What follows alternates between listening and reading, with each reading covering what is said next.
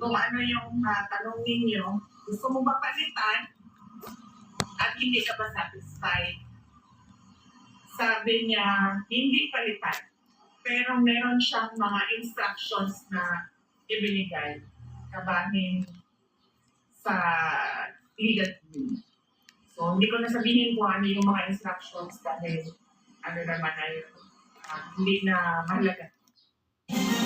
Pinagsinungalingan ng Malacanang ang kumakalat na medical records na may malupang infeksyon daw sa butuhan si PBBM. Hit ng palasyo, peke yan. Naglabas din ng video ang palasyo para patunayan yan. Narito ang Express Report. Masiglaan nakikipaglaro pa si Pangulong Bongbong Marcos sa kanyang asong si Oreo sa bagong video na inilabas ng Malacanang kagabi. Sa gitna yan ng ulat na pinagpahinga pa ang Pangulo habang nagpapagaling mula sa sakit na diverticulitis. Ayon kay PBBM, bagamat may mga iniinom pa siyang gamot, maayos naman daw ang kanyang kalagayan.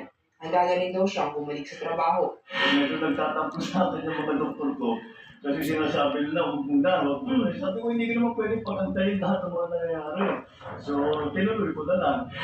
Balik pa naman ang inawag diet ng Pangulo. Ayon sa kanya, nilimitahan siya sa solid foods nung nagkasakit siya. Pinaginip ko.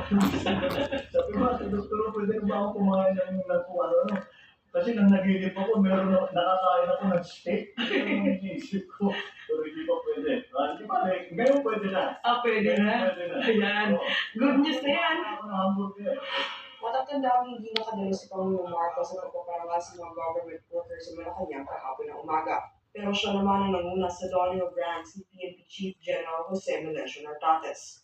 Ibinahagi rin ng Pangulo na nakipagpulong siya sa ilang miyembro ng gabinete nitong Lunes. The Economic Development Council, which is under the DepDev, Department of Development, DepDev. And pinag-uusapan dyan yung mga project na i-approve.